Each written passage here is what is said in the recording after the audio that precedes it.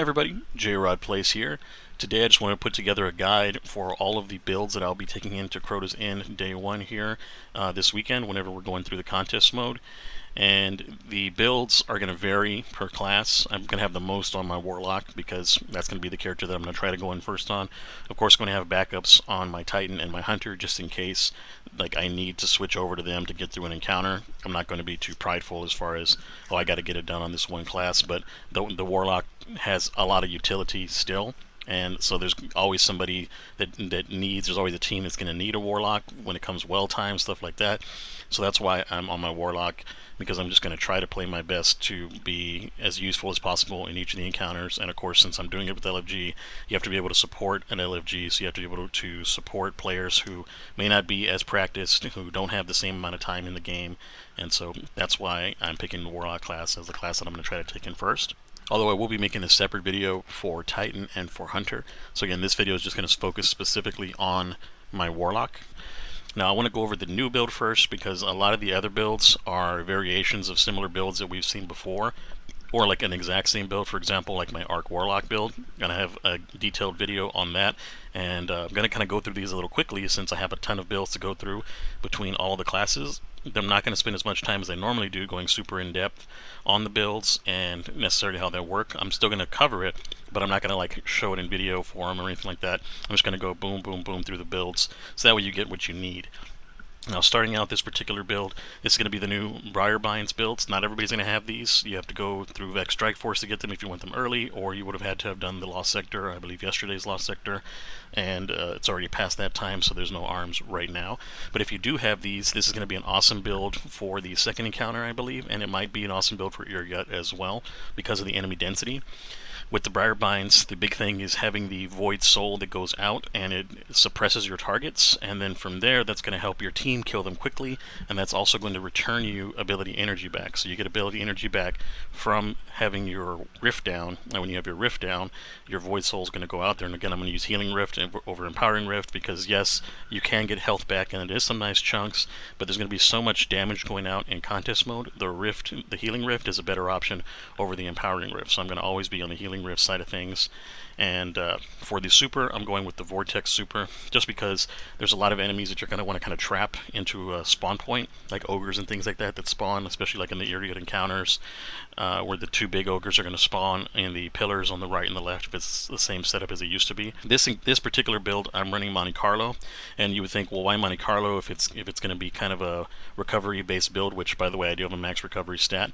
The reason being is that, number one, I'm already at 100 recovery. I have resilience set to where if I get a Orb of Power, then the Orb of Power is going to give me that 30 boost, so I'm going to have 100 resilience, I'm going to have 100 recovery, and I already got pretty high grenade stat at 8, so that's good enough for me. But the real reason is that the build setup that I have. So as you can see here, I'm doing Focusing Strike. Just a quick note that I'm going to have to add on each of these builds. It has a Font Armor Charge mod on there. Bungie just released a tweet a few hours ago stating that Overload Hand Cannon Artifact mod, Frenzied Stacks Artifact mod, all Ammo Reserve mods, and all Font Armor Charge mods are going to be disabled for the raid. And if you have any of these, they're going to hurt your power. And so in this case, for this build, I'm going to be removing Font of Endurance. And I'm going to be checking my builds to make sure that I don't have any kind of reserve mods as well. So any of these mods here, you want to make sure that you just do not have them on your person, so they don't affect your overall power level and you're not getting just wrecked out there. And so that's going to suck, because what I'm going to have to do now is I'm going to have to retool these builds to take out some of the grenade stat, for example, to move it into the resilience stat, because I want to be at least 90 resilience when I'm in here on contest mode on a lot of my classes.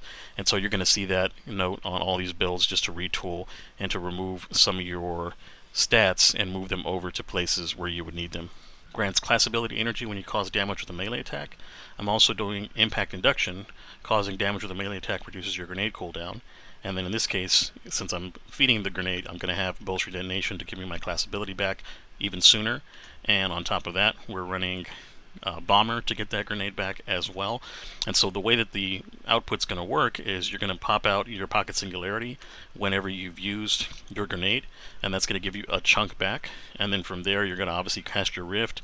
You're going to have your void soul out, that you're going to use your grenade to generate your rift again, which is going to give you your void soul. That's going to give you your grenade energy back and your melee energy back. And so that's just an ability spam build.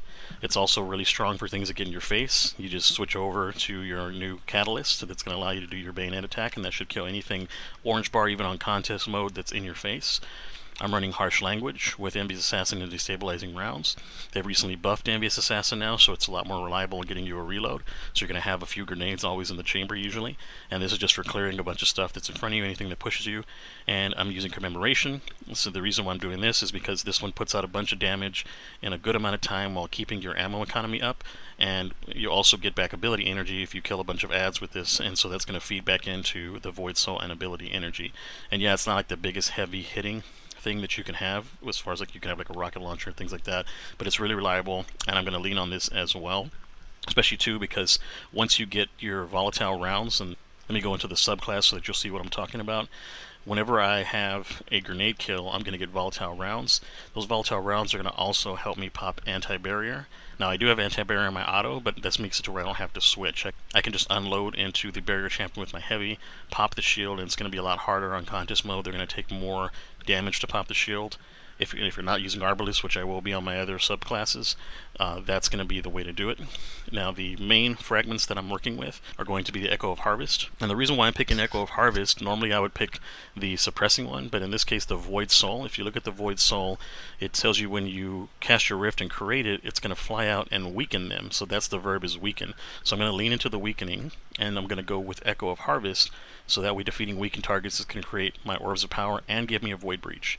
Now the Void Breach, what that's going to do is that's going to give you additional energy back when you pick it up. That's going to feed your ability energies, but also Echo Starvation is going to allow me to pick up that Void Breach and proc Devour. So if I'm not near an orb and I have a Void Breach there, and the Void Breaches are much more visible than orbs, I can grab the Void Breach, I can keep my Devour up. Now speaking of Devour, that's my second aspect. I'm running Feed the Void. That's just going to make sure that when I get a Void ability kill, it's going to activate Devour, so kills with the grenades, kills with the Pocket Singularity, going to get the Devour going, and then kills in general are going to extend Devour. And then of course the Child of the Old God is going to help extend Devour. And so with these new Briarbinds, you're going to be able to get out multiple Childs of the Old God. You're going to want to run up and pick them up so that you store them, and as time goes on, they're going to do more and more damage. Each tick increases their damage. So you're going to pick those up, you're going to store them, you're going to throw it out again by attacking another group, send that over, drop your rift, attack a separate group, and now you have multiple Void Souls going on. You can have around 3 at a time, but I would say to keep it to around 2 to be safe. You don't want to overextend and get killed chasing your Void Souls, because you're going to have plenty of Void Souls due to the high recovery and due to the way that we're churning out ability energy to make those Void Souls happen. So really quickly before I move on, I just want to cover my build. That way you guys can see kind of what I had set up. So for my Briarbind build, I'm going to be running in my head slot Harmonic Siphon. That way rapid kills with the void weapons that I have are going to create Orbs of Power for me. And Kinetic Siphon for my Monte Carlo. I'm going to be running Ashes to Assets so that my grenade kills will help charge my super. With gloves, you already saw the gloves. I have Bolstering Detonation, Focusing Strike, and Impact Induction to create the ability loop. For resilience, I'm actually using Font of Endurance so that I can take my 70 resilience and make it to 100 anytime I pick up an Orb of Power. And for resistances, I'm just running Arc Resistances because there's a lot of Cursed Thralls, and I'm just kind of keeping those in mind. I don't want to get popped by Cursed Thralls, so this is what I'm going to be running for now. Hive Boomers are Arc as well, and so I'm running double Arc, especially Wizards too. That's probably going to be the most one that I'll be using, but I'll change them based on what I need, especially if there's like an Ogre burning us down, then you want to throw some Void Resistance in there.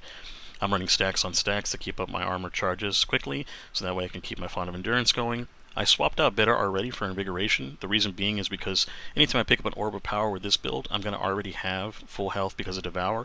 So I'm just going to help get additional melee energy to help the ability loop.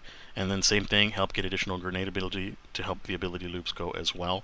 I'm running Time Dilation to get my armor charges lasting longer. And then I'm running Proximity Ward And the reason I'm running Proximity Ward is so that if I have to finish something to save my life, the shield is super strong, and it should be able to tank most things to get me out of danger. And then Bomber, just if I'm dropping my Rift all the time, I might as well pop my Grenade Energy up as well. As for the aspects, I have the Void Strand Siphon combo in case I have to switch something off to Strand. You can actually swap this out if you wanted to swap out for like the Scav, or if you want to swap out for the weapon boosting perks if you're using something that has the origin traits that match up to the weapon boosting perk in that column. You can also go with some additional anti-champion perks if you wanted to. Now I'm also running the Void Elemental Orbs so that I can have additional abilities to throw these to make things volatile, clear ads, and I'm running Elemental Fury. That way if I happen to stun a champion, it's going to take bonus damage from my abilities like my super and any Elemental Orb that I may have around me. Running Communal Pickups just in case somebody picks mine up. I'm still going to get that additional bonus damage, which would be nice. Refreshing Pickups, if I happen to pick up a Tangle that's around me or an Elemental Orb, I can get more ability energy. Monochromatic Maestro is going to be really strong because your Void Weapons are going to feed your abilities, and your abilities are going to feed your Void Weapons. So just keep that in mind. And then I switched to Sundering Glare. The reason being is because I was going to be using the Elemental Munitions mod, but instead I'm going to actually have to switch it out to Sundering Glare because they have disabled this. So that way we can't just generate a ton of ammo. They're just making it more difficult on us for contest mode, so we can't abuse that. So that's going to be the Briarbinds build. That's going to be roughly how it works. So the next build that I want to go over is going to be the turtle build. Now this build is going to be for if I'm in an encounter and we're just getting our butts kicked and there's just so many ads and we just need wells all the time, but at the same time I need to be able to survive because I'm the well. Actually, I'm going to go with this build here. Now, you don't see this exotic very often. This is going to be the Phoenix Protocol. For those that are not familiar with it, it's going to give you super energy for kills and assists when you're inside the Well of Radiance, meaning that anybody else inside your well getting kills is going to generate Well of Radiance super energy for you. I believe they've capped it at half, but it's still very, very useful. The damage that you're going to be putting out with the weapons that you're having nowadays with all the power creep, it's going to generate a lot of super energy for you anyway. So getting that 50% head start, that's going to make a big difference for you. You're going to almost always have a Well of Radiance when you need it. Specific enemy spawns and encounters when you know groups of enemies are coming out, or heavy enemies, big, strong, boss type enemies are coming out, you're going to have that Well of Radiance when you need it. During the Crota encounter, you're going to have a Well of Radiance every damage phase.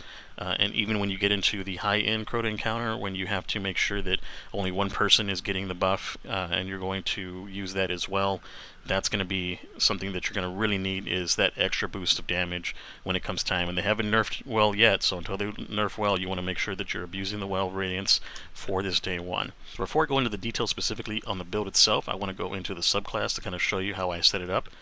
And so for the subclass, we talked about, again, going full survival. So I'm going Healing Grenade, I'm going Healing Rift, I'm going with Celestial Fire. This one was actually the better option if you're going to have enemies all around you, so I would switch to that. The reason why I have Celestial Fire is because I'm going to reach out and touch far away enemies with this, so that way I have the ability to still get damage on things if I happen to stay back. And I'm going to be playing pretty far back because, again, I'm playing survival. I'm not going to be up into the middle of combat. I'm going to be behind the scenes trying to support my teammates with healing grenades and such, which in this case that means I'm running Touch of Flame so that I have the improved healing grenade. I'm running Icarus Dash so that I can move around very quickly on the battlefield. And then I'm also running Ember of Tempering. Now, Ember of Tempering, what this is going to do, this is going to take my recovery after 2 stacks to 100, so I'm going to have a recovery of 100 almost always when getting Solar Weapon Final Blows, and I'll be using a Solar Primary. Now, right now I have it on my favorite Solar Primary for raids, which is the BXR Battler, but if I need to, I can actually switch out to my Amit, and my Amit actually is a auto rifle, so that way I can then use that for my anti-barrier instead of the Arbalist. But the setup that I have right now, I have Arbalist for anti-barrier. It's very strong because of Disruption Break. You get the maybe 2 shots on the champion to knock the shields down. They have Disruption Break. You shoot them with your BXR Battler. You hit them with the Apex Predator with Bait and Switch. That should do a nice chunk, and then you hit them a second time if you have a second one loaded due to Reconstruction. And they should be either finishable or dead by that point. And so that's how I'm handling that. Now I'm also doing the Ember of Searing, and the reason why I'm doing the Ember of Searing is because I want Fire Sprites. It also gives me a nice boost to recovery. I would have been fine at 70 recovery because I would still be at 100 recovery with Ember of Tempering, so you can switch this one out. But I did want something to get Fire Sprites out, so I'm running with an incandescent weapon, and both of my weapons would be incandescent. That's going to spread Scorch. When they die, they're going to create a Fire Sprite, and I get melee energy back. And so that's why I like the Ember of Searing in this case. Then I'm also going with Ember of Mercy, and not necessarily just because I'm reviving reviving an ally and getting restoration, and they're getting restoration, which is nice and it's support. But picking up a fire sprite grants restoration, and it also gives me 10 resilience. So this is a strong one for me as well. It's a good stat, and it's going to give me restoration when I'm picking up these fire sprites. So they're more than just ability energy. They're going to also be survivability. And then Ember of Singeing. My class ability is going to recharge faster when I scorch targets with my incandescent weapon and my abilities.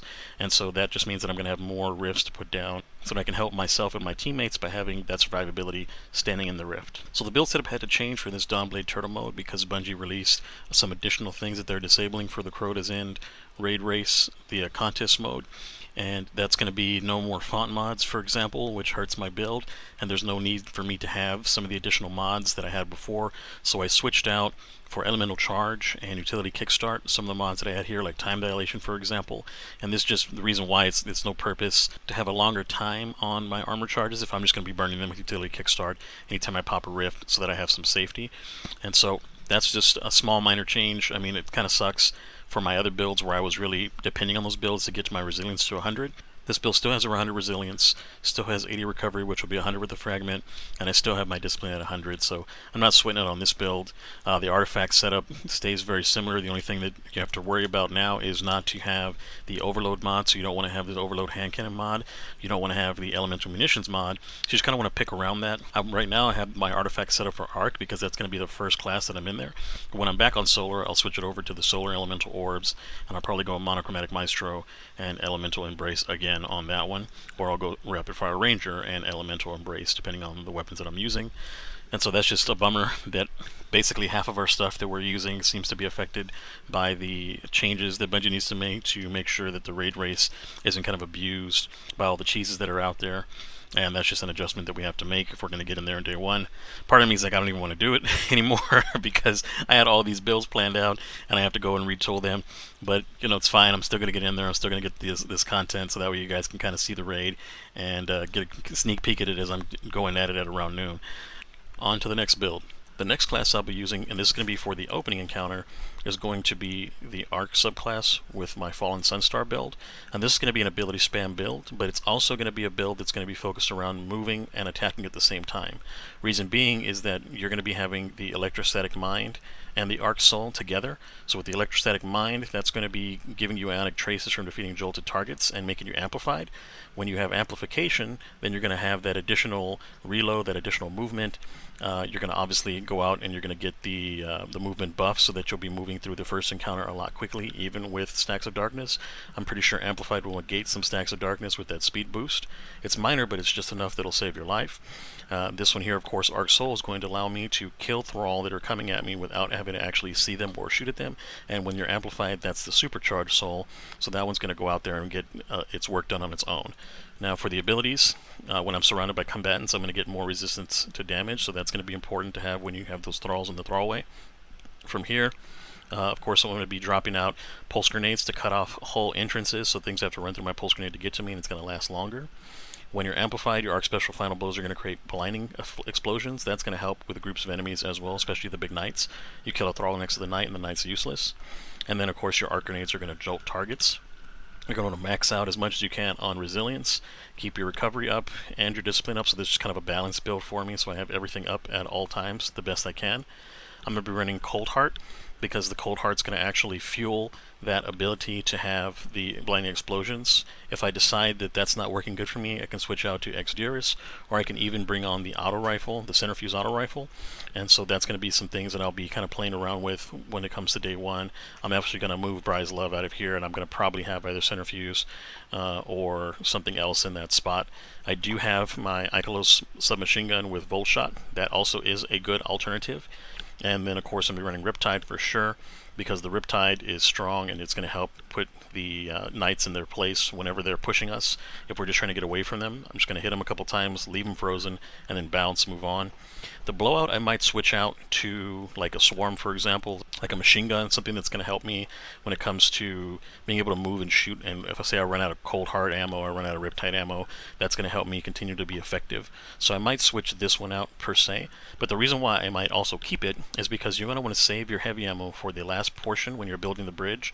And when you're building the bridge and you're out of the Thrall area, you have these heavy enemies coming in. You have these huge knights, you're going to have the ogres coming in to push you, and so these are going to be helpful in taking those down, grabbing orbs, hitting them with explosive light, throw your grenade, hit them again with another rocket, and they're dead. And so that's going to be the weapon setup that I have for me. This portion has also been revised, so I'm just going to review really quickly one more time. So I'm going with Harmonic Siphon, so that my arc weapon Final Blows will create orbs of power for me. Going with Powerful Friend still to help out my teammates with their armor charges. Heavy Ammo Finder. Still going to be using Firepower because I'm still going to be pumping out grenades. Fastball, Bolstering Detonation. Using Arc Resistance and Concussive Dampener. You can also swap this out for different resistances. Like I mentioned, you can go with the Harmonic Resistance to double up on the Arc Resistance and then still have room for something else. In this case I had to switch out some things, so I'm going Elemental Charge and Utility Kickstart. Since I can't use any of the font mods anymore, I was using some of the font mods in this build. And so now we're looking at Elemental Charge, Utility Kickstart, Invigoration, and Innervation.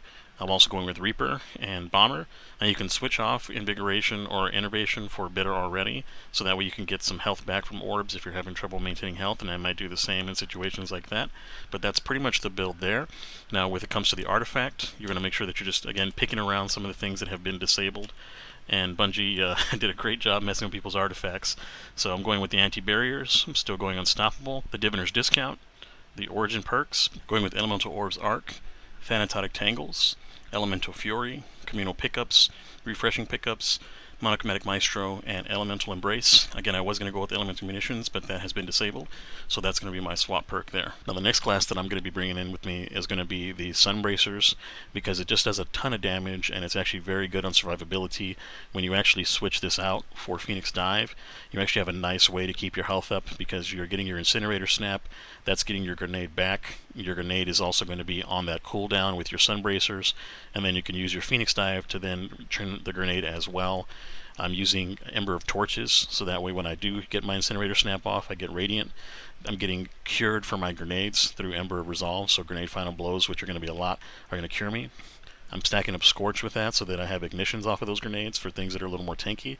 And then from here, Ember of Benevolence, whenever I apply Radiant, I get ability energy back from my grenade, melee, and class ability for a short duration, so that's going to keep those coming back as well. So that's going to be how I run with the Solar. It's the same Touch of Flame, same Icarus Dash, no change there. And then with the weapons, of course, I'm running Monte Carlo so that I can get my Incinerator Snap back often to feed my grenades. I'm running a Royal Executioner with Ambious Assassin and Reservoir Burst for clearing ads. And this is clearly going to be the same, the Reconstruction Bane Switch Rocket for doing heavy damage to tanky things like champions or just boss-like characters. And then when you're looking at the build, I have Kinetic Siphon to help Monte Carlo generate orbs. I have Harmonic Siphon, which is going to be solar. And then I'm running hands-on, so I can get super on those Incinerator Snap kills. You can switch this out for grenades as well, so either one. And probably better to switch this out for the grenades since I'm throwing a bunch of grenades, and I probably will do that. I'm running Firepower so that my grenades give me orbs. Impact Induction so that when I deal damage with the Incinerator, it pumps my grenades so I can just have more actual grenades. And you can also switch this out to your grenades feed your melee, and that would also work out very well. So you would have the other option where you're doing damage with the grenade, which brings back your melee, and that'll help you pump out a lot of melees.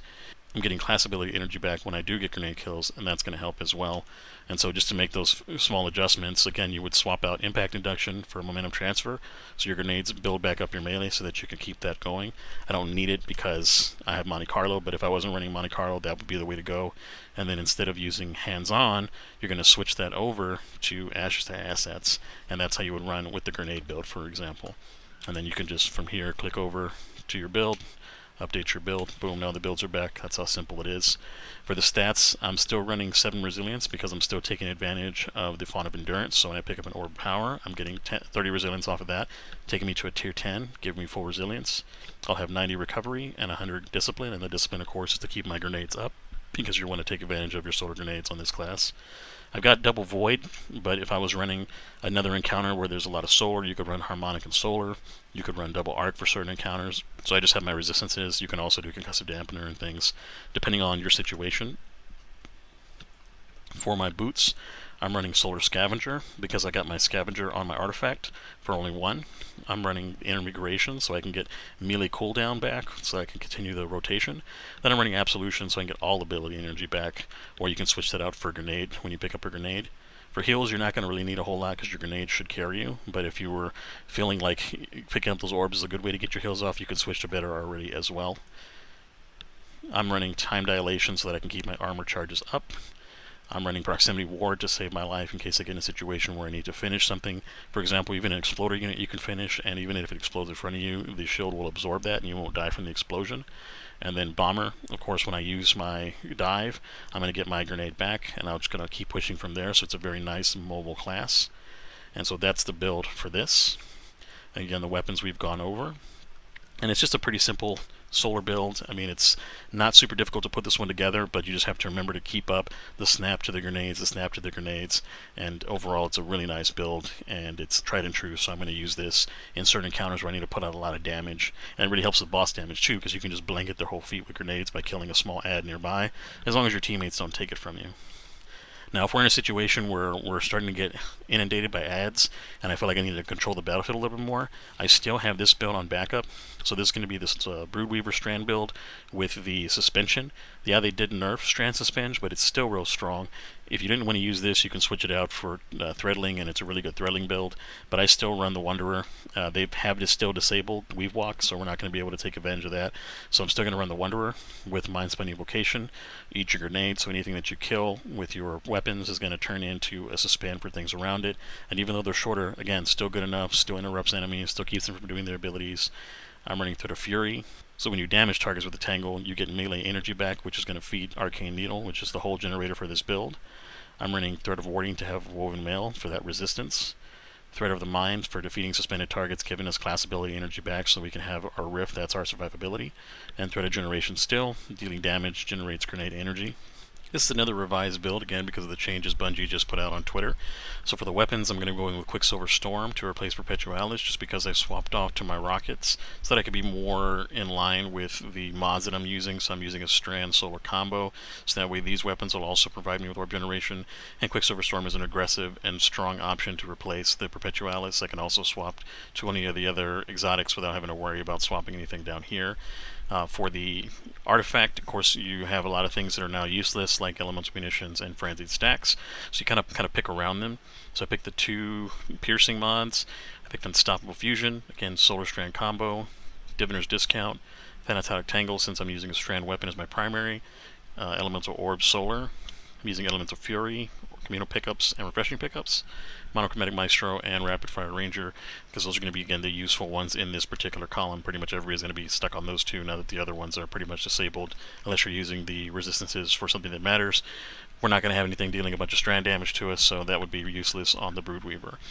And now just a quick cover on the build. As you can see here, I was set up earlier with the different combo mods, so I'm going to switch out now to the Strand Solar Siphon mod.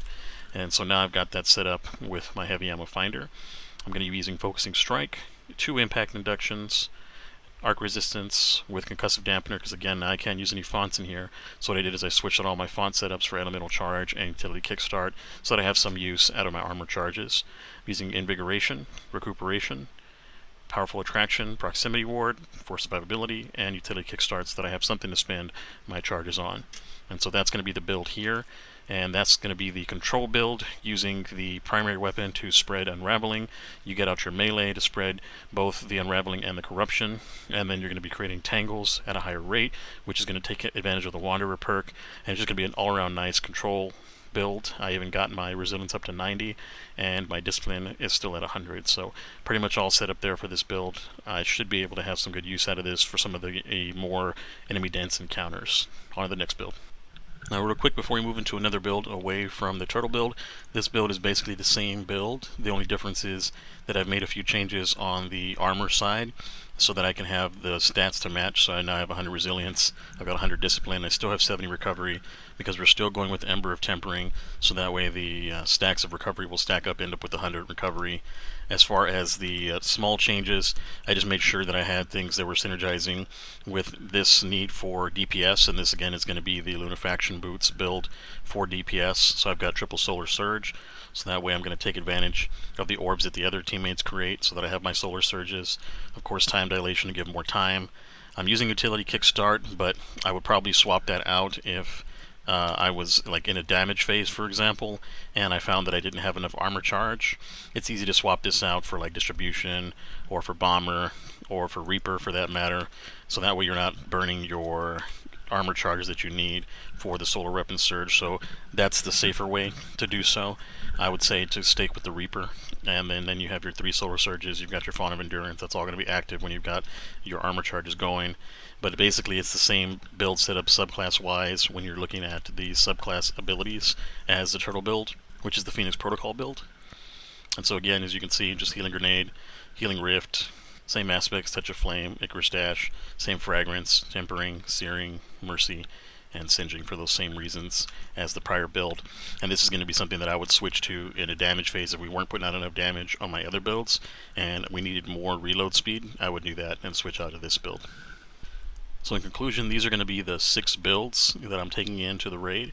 I'm going to of course start out with the Arc build for the first encounter, and then I'll move from there, probably switch over to Void, Strand, and then Solar when needed. I've got my 2 team play builds in case I need to support the team a little bit better. The Phoenix Protocol build, of course, that can have a lot of rifts down, a lot of wells, and then in this case, if we're having trouble with damage and we need faster reloads for their weapons, I'm going to have the Lunafaction, so that way I can pop the well and we can increase reloads and try to get a little bit more damage. Even though that's sacrificing a little bit of utility for me, I'm okay with that as long as we get the encounters done. And so hopefully these builds will help you out and help your team at least get it done in contest mode. Obviously not everybody's going to get a day 1 clear, but maybe a day 2 clear, and that still counts. You still get your banner, your emblem, and I hope to see you guys in the day 1. Maybe I might end up raiding with one of you guys if you catch my video in the morning and we happen to catch each other in LFG, and I'll see you guys in the next guide.